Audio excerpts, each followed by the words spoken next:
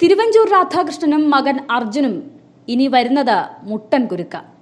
മദ്യനയത്തിന്റെ പേരിൽ സർക്കാരിനെതിരെ അപവാദം പ്രചരിപ്പിക്കാൻ ലക്ഷ്യമിട്ട് വ്യാജ കൈക്കൂലി ആരോപണത്തിന് പിന്നിലുള്ള കളികൾ പുറത്തു വന്നതോടെ വെട്ടിലായിരിക്കുകയാണ് കോൺഗ്രസ് നേതാവായ തിരുവഞ്ചൂർ രാധാകൃഷ്ണനും മകൻ അർജുനും.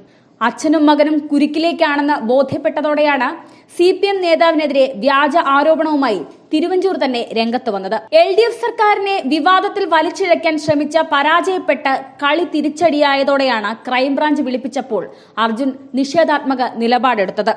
ഉടൻ തന്നെ ക്രൈംബ്രാഞ്ച് വീട്ടിൽ ചെന്ന് മൊഴിയെടുത്തപ്പോഴാകട്ടെ പോലീസ് സംശയിക്കുന്ന തലത്തിലേക്കാണ് കാര്യങ്ങളുടെ പോക്ക്. ബാർ ഉടമകളുടെ ഗ്രൂപ്പിൽ താൻ അംഗമല്ലെന്ന് വാദിച്ച അർജുൻ ഗ്രൂപ്പിന്റെ അഡ്മിനായിരുന്ന ഭാര്യാപിതാവിന്റെ നമ്പർ ഉപയോഗിച്ചിരുന്നത് എന്ന് പോലീസിന് വിവരം കിട്ടി.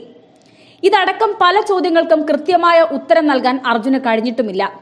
ചിലർ പണം പിരിക്കുന്നതായി നേരത്തെ തന്നെ കിട്ടിയ പരാതി അന്വേഷിക്കാൻ മുഖ്യമന്ത്രി വിജിലൻസിനെ ഏൽപ്പിച്ചിരുന്നു. അതിനിടയിലാണ് ബാർ ഉടമകളുടെ ഗ്രൂപ്പിൽ അനിമോന്റെ ശബ്ദ സന്ദേശം വന്നത്.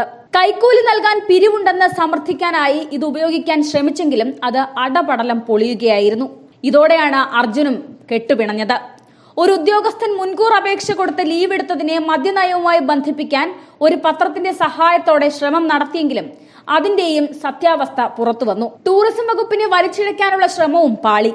പദ്ധതിയിട്ട കഥകളെല്ലാം പൊളിഞ്ഞതിനു പിന്നാലെ ഗൂഢാലോചന സംബന്ധിച്ച വിവരങ്ങൾ പോലീസിന് ലഭിച്ചു. അതിൽ പ്രധാനമാണ് തിരുവഞ്ചൂരിന്റെ മകൻ അർജുൻ രാധാകൃഷ്ണൻ ബാർ ഉടമ ഗ്രൂപ്പ് അഡ്മിനായിരുന്നുവെന്നും ഇവരുടെ ബന്ധുവാണ് ഈ ഗ്രൂപ്പിൽ സന്ദേശമിട്ടതെന്നും അടക്കമുള്ള വസ്തുതകൾ. ശബ്ദ സന്ദേശം സംബന്ധിച്ച ചാനൽ വാർത്തയ്ക്ക് പിന്നാലെയുള്ള തിരുവഞ്ചൂരിന്റെ പ്രതികരണവും ഗൂഢാലോചനയിലേക്ക് വെളിച്ചം വീശി. മറ്റ് കോൺഗ്രസ് നേതാക്കളൊന്നും ഇക്കാര്യത്തിൽ വേണ്ടത്ര ശ്രദ്ധ കൊടുക്കാത്തപ്പോഴാണ് തിരുവഞ്ചൂർ ഉത്സാഹിച്ച് രംഗത്ത് വന്നത്. ഇതോടെ അച്ഛനും മകനും വലിയ വെട്ടിലായിരിക്കുകയാണ്.